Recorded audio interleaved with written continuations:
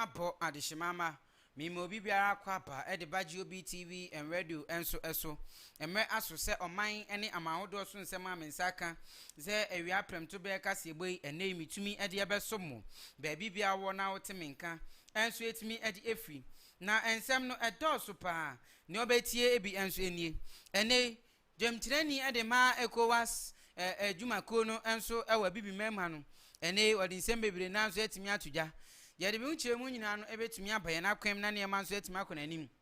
ade amaye na hwefo enso ene etiefo no ewo ho ye besan akọ mrahye bedwafie dom kuma ewo eno adod nsem trofo nhye mudie bi nso etimi ahyehye so emu nchire mu ni nyina no ebetumi aba na ne ma nso etimi akona nim pa ade amaye na hwefo enso ene na etiefo no ewo ho saas na nei ye betumi akwa kopie mu 11 no kra no omanfo wa abonten no sen no musimi ekafa ho emu nchiremu ni nyina no ebetumi apa wakwem na ne ma nso etimi akona nimpa de amaye na arawo sema abeto ya pono so enso etimi adi free akwatia line ho no sesi afire west bi wo ha enei eje etimi atom ewa akwatia line a emu nchiremu ni nyina no ebetumi apa na ne ma nso etimi akona nim ede amaye na wefo enso ene etiefo ni nyina no ewo honom kwachi na de efesika ana ode ye kwanche nso ade efesika kro ya ana wotumi ade akoto na watumi ade abafi na nyema nso etimi akona nimpa de ama ye nwumako bi ana omo so masne ama mitumi de kaseboyi etumi apa wakwam na nyema akona nimpa ede ama ye na wefo enso ene etiefo no Brefo Travel and Tour GOB Multimedia, Lucent Phones and Accessories, Genesis Fashion Designs and Boutique in Sokahubi, Anna Kaseboy, etumi abawa kwem, na ne ma so ekona nimpa de ama na hefo, enso ene etiefo no ewo ho. Na kasebenya bia hwenya bia tia, eno nso no eye GOB TV and radio Facebook ono, YouTube ono nso nya kope, GOB TV KGH. Afi bowre menso Twitter honom no, eye GOB TV and radio. Na ne ma nso etima kona nim ede ama tune in GOB TV and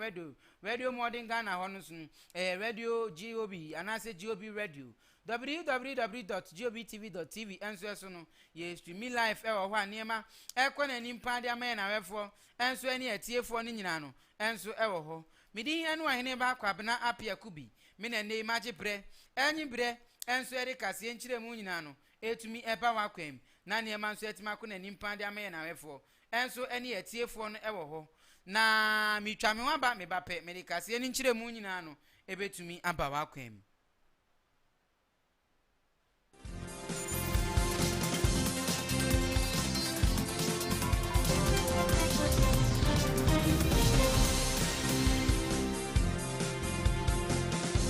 Yemfa kase ni nchire mu no entumi embra wo na ntoa wo nso ewo wakachi a yenkwasha se enfemfri ECOWAS for akachi Economic Community of West African States no ene amanibo bebre na efri obaye nyina nim se ne oman no emu nso asimi aye ne abibimemu ase ya kudita no enchekura na aja ebimu etoato asosa Mali kudita akoso Burkina Faso kudita akoso ukogi ni mani mu akudita nso atimi akoso ya empokra Niger ho no kudita ahodo no nso atimi akoso enanu ada nyame nko a enedi Guinea Bissau fo wanfofie na nka kudita no enso atimi ekoso ewo ho na enam saye so ena wopanyina no ye dwamtirani ede ma ECOWAS adwumakuo no didi ene nana adodankwa akufu ado ye Ghana ye mampanyi no ede abasobode ekoma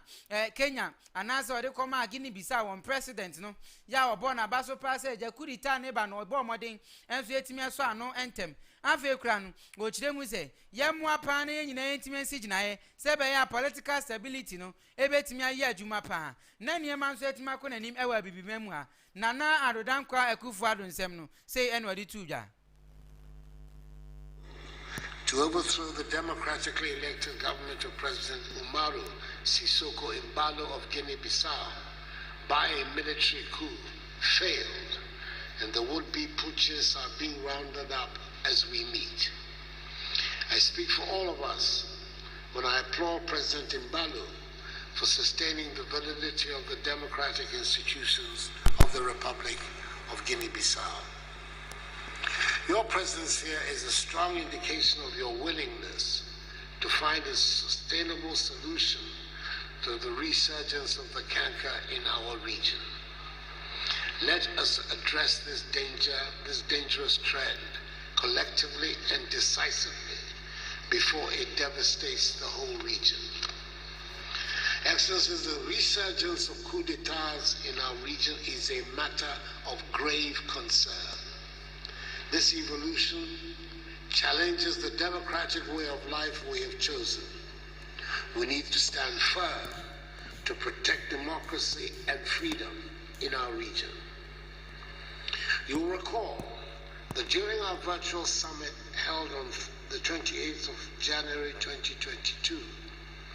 we suspended Burkina Faso from participating in ECOWAS's institutions and requested the immediate release of President Rochma Christian Kabore, who was detained alongside other political actors. During our summit, we reaffirmed our commitment to upholding the principle of zero tolerance for ascending to power through unconstitutional means, and therefore demanded an immediate restoration of constitutional order by the military. To assess more accurately the security and political situations in Burkina Faso, Excellencies, I commend our continental body, the African Union, on its firm decision to suspend Burkina Faso from participating in AU organs and institutions in alignment with the decisions of the ECOWAS Authority on the situations in Mali and Burkina Faso. The African Union expressed strong support to the efforts of ECOWAS in addressing peace and security challenges facing the region, including the resurgence of military coups. This is the solidarity and international coalition that are needed to halt the political turbulence in our region and the continent at large. Excellencies, in this extraordinary summit, we'll also examine the recent development of the situations in the Republic of Guinea and the Republic of Mali. I hope that our discussions will provide informed decisions that can reverse the deteriorating political trajectory in our region, characterized by democratic setbacks and the fragility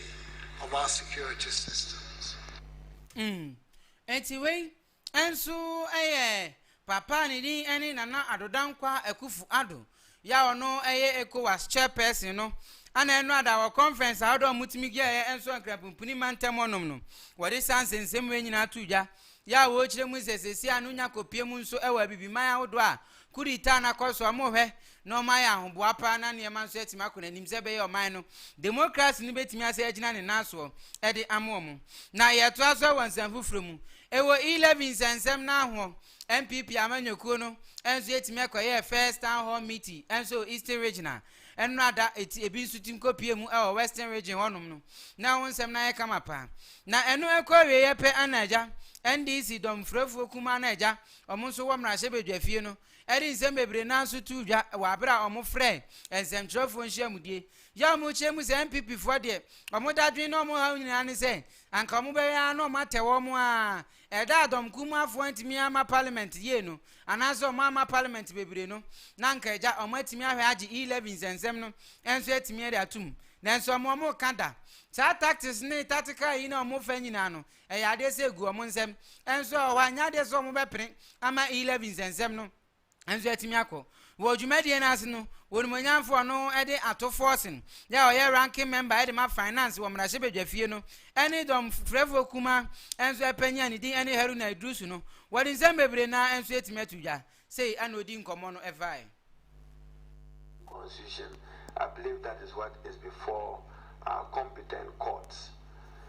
Whether Honorable James Christie was qualified to stand as an MP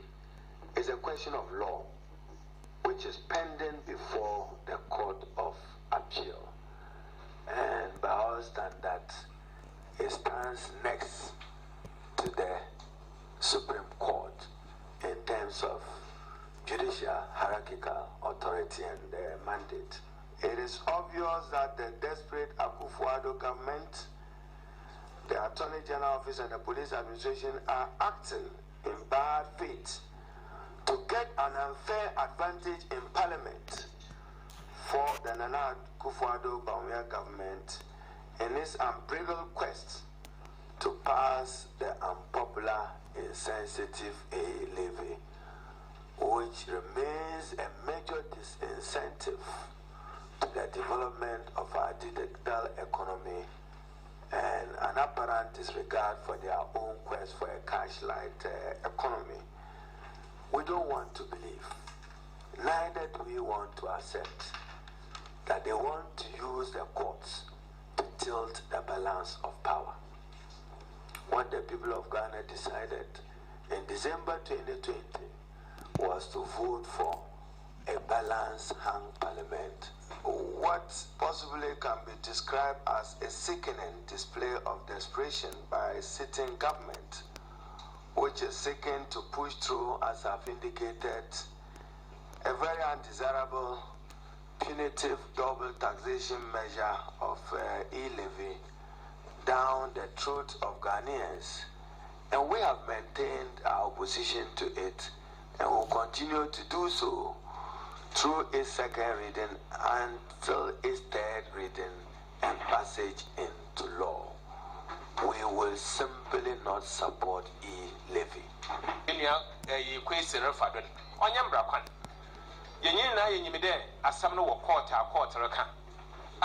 There's a stay of execution.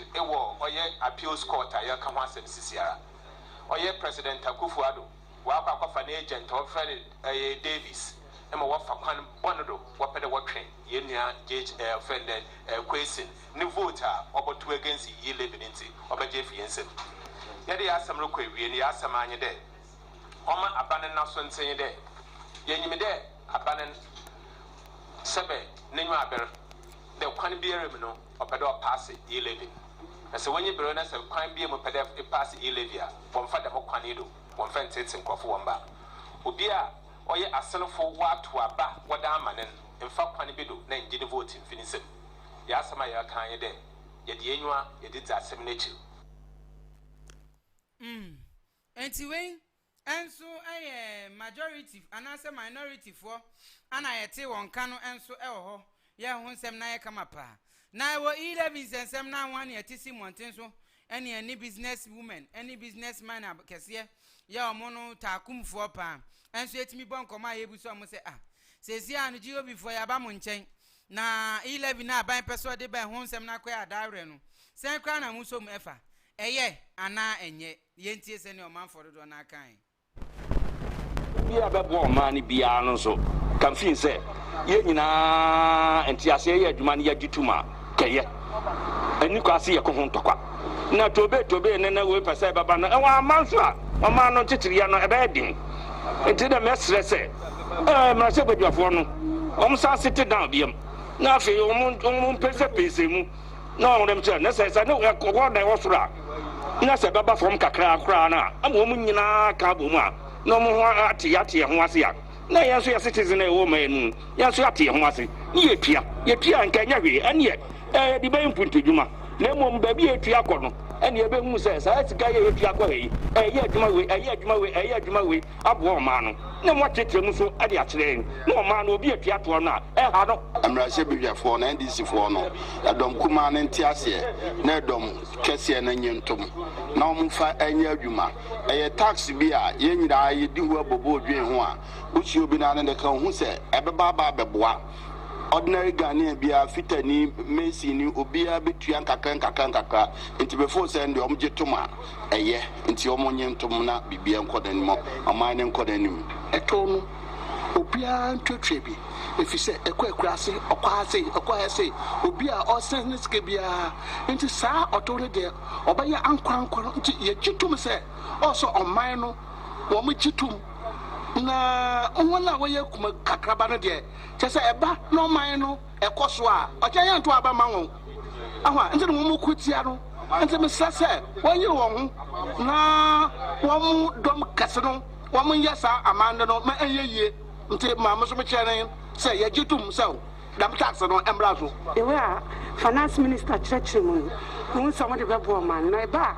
As some of you say, Hepic Diano. Yammy baby, among Trumbo who say, you live is scanny there. Yet the Iania who say, Physical, or who says, you say, you live is sky, did you any idea yet? Dear, Kayama, Crow half. Now, Parliament for Nelconoso, as some with your more money. Yamoya, your man Susia.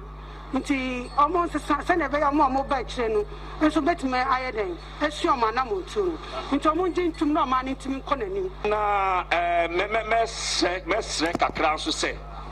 a year benchmark varubia or the buy no mess say so to we badia omoma otimamu fo so ehun tom kakra na say benchmark varu na ye dey ba no kiye e twaso because no nipa kora e tua no e kora e no so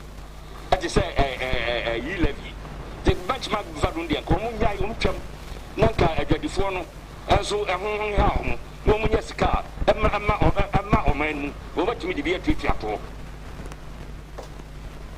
Etino omanfo awdo na etimi bo pini wo no ane ene omo ponkomo e ho ho mo kire mu sesesia no 11 sensem no sa na akwa yese ya de se betimi atu akọ the right channel de ane nke beboaye ama oman no so etime gina ye na nka ya fe ntoma pan so etime de afira na ne man so etime akona nimpa enso etime de ama oman konkunu Ghana na e wo ho anaja yetimi ebo pini won monyanfo ane din ane Alote Jacobs wono social commentator emire bi atwa mu no akasa enso etimi ede ma NDC amanyoko no wari zembebere nanso etimi atuja ya wo kire mu sesesia no ya kame akwa yesese menu dari sumira so this 11 sensem no ya baba ya ade bi ase mampanyufo aye nkwasiafo enso Michael Kuno Ghana anti sebe ye beye no wo sempanyufo awdo no enso etimi esi ginaye na etimi ma de pa enso etimi baso wo ho na sei anu ade nsem awdo no etuja FI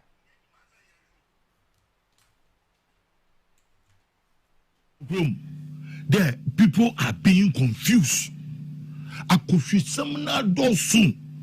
There is too much foolishness permeating in our system. There's too much foolishness. Look, what do we want as a nation? What do we want? Look, there are an army of unemployed graduates. You try to solve the problem,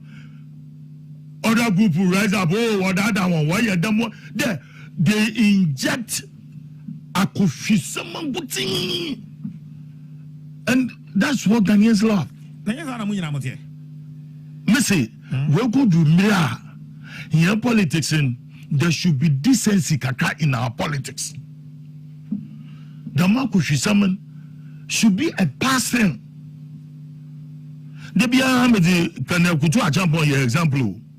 You're born against Unigov. Politicians be a question nature. If you Unkokwana Wagacha nature, obey CPP and Dumu. Ntene oda kushino kodu dama yi zakushi ne yi su zakushi ogowie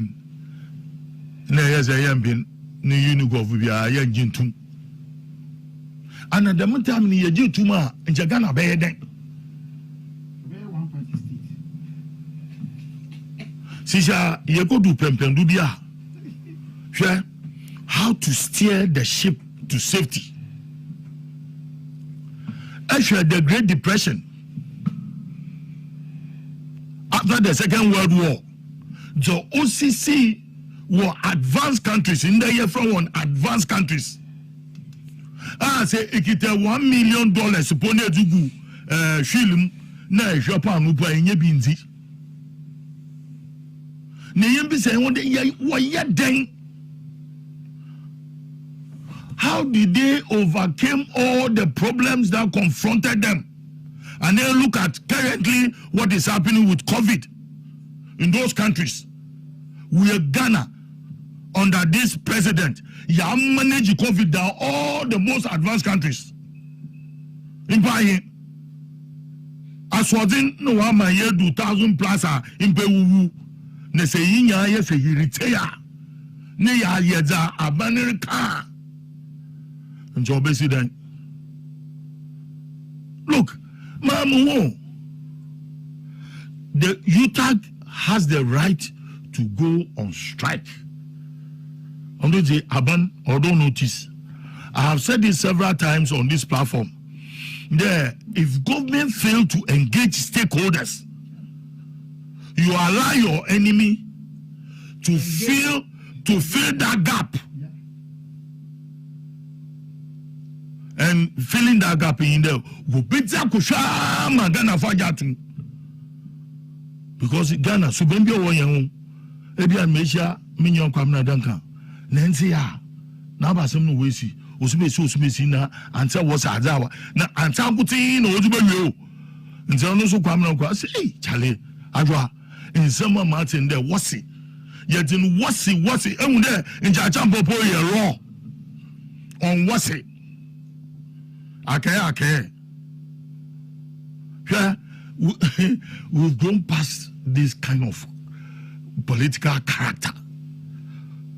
where we will always inject falsity into our political arena. Until all day here as Ghanaians, here be saying, what do we want? Into the system should. Although 8 years, and then 8 years, 4 years, 8 years, 4 years. What do we want as a nation? Look, necessity is the mother of invention. You go in primary school, bravo quiet tea. You be feeling the blackboard is a yamutaza. Come on, Nancy and Obenzi. That body is a yamutas in a yakwa. Yes, in the watching necessity is the mother of invention.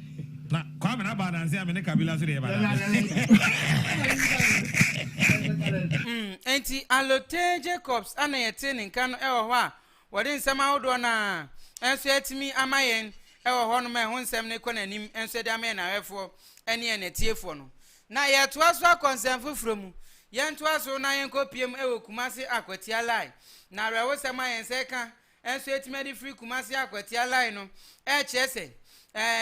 carpentry shop bi ewo ho ye wa akwati alai ho no eja nso etimi atoma wo man fa hwe enso ewo ho na emu nchiremu no yenkwai na yenkotie se ne o man fo do na o mo shop ho no enso etimi de nsema awdo no etudwa efai and me say measurement I not say na me friend workers no na me say o say adam wachi bi say the friend na no say no kura say ja ato ha na me say aduru e ho no man na o say fidie ni na hwe so me ni nya hwe o wana me ka te call and say my bedroom man ko inside no ho je me nka na say dey na wait me apa machine sin na hwe me kan say atiri kura bit me afo no buy no mo friend me say machines no your shop no so mirror shape be buy no na adine bibia no kra ka o shop on like machines need more than 7 machines I don't even know where to start so government bit me abwaya I'm at least here revive because shop na kasa ona no offer mobile 2 weeks na shop no say me fanya bobra kakra na me fanya ni ma so bebre o mo school ebi mo ko university ebi mo ya hani na hana yeso ye duma ye hwe ye ma ani ye ire no mu ani ye bibia ye bia hana ye duma ye hwe nti dia up 2 years is ya no sa abanya mbemu ambeboa abe ye mo a ebe hadwe nti yesre kana ban se wo tie ye nka eti no sa na akwa ye ewo ho a wode nsem awdo na so etimi tudwa na ye wie ye no ana yetimi ani fire officer ni din ani Amos Aban DO1 Amos Aban ono any Kumasi menhia fire officer no ye ja odin sem bebere na so etimi edan ye ya wo chem se wo munim ade kode potia eno nso etimi ede eja hihie enso etimi ede e baaye na won sem no enso etimi ede ja ede amaye yenkotie fire officer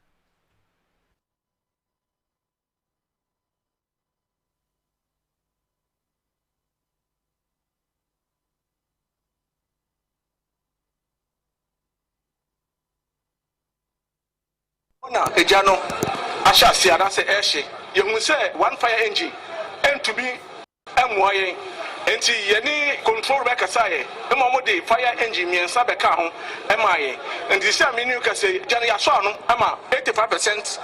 extinguish na meyɛ ba ha na yɛhyɛ ahyɛ sɛ yɛyɛ yɛhwehwɛ mu kwan a ɛdi agya ne baayɛ yɛnya a lot of information ba yɛntumi ɛngyina ha ɛnka sɛ bia weipɔte na ɛdi agya no ɛbaayɛ yɛgu so yɛhwehwɛ mu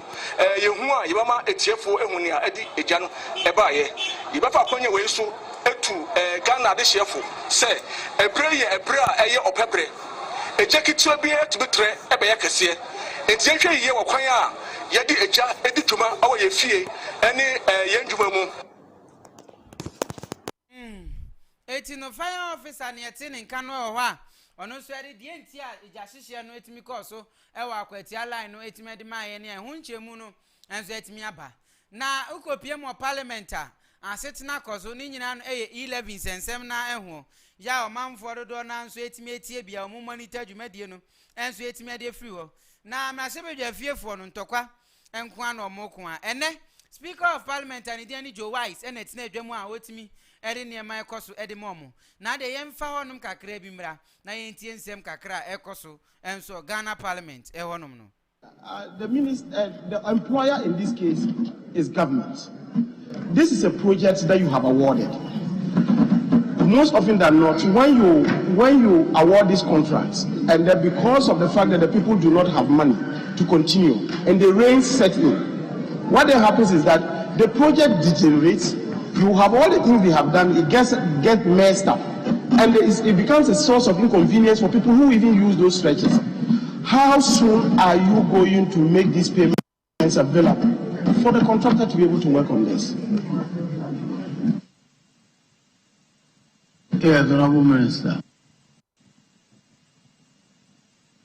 Thank you, Mr. Speaker. Mr. Speaker, I think I've agreed with my honorable colleague, the Moore. There are consequences for payment to be delayed because road construction is a process. You move from etinumra shebeda fie no sa na ekoso ewo a omudi abobo kakra nso ewe niema mu a ehwe se ne niema betimi akode ama wo mu ni nyina no efa 11 sensem ehu a yede mu ama ne bokakra no enso etimi ama ye na wefo ene ye na tiefo ye besre unya join ne ye mpe na watimi ahye no like no invite afoforo enso etumi edi amaye enso ewo ho na ye sorry dwumadi enu na dwumadi edi ho etimi ato aso edi amaye medin ene Oheneba Appiah Kubi wo frame na asai pe metumi agi usu ye pa na ne manso etimi akona ni masada kese nkoma breful travel and tour GOP multimedia Lucien Phones and Accessories Genesis Fashion Designs and Boutique so ka ubi ene ne kase boy etimi abawa kwem na ne makona nimpa edi maye na hwefo enso ene etiefo no ewo ho me sorry so na dwumadi edi ho etimi ato aso edi amaye midi ene Oheneba Appiah Kubi makrao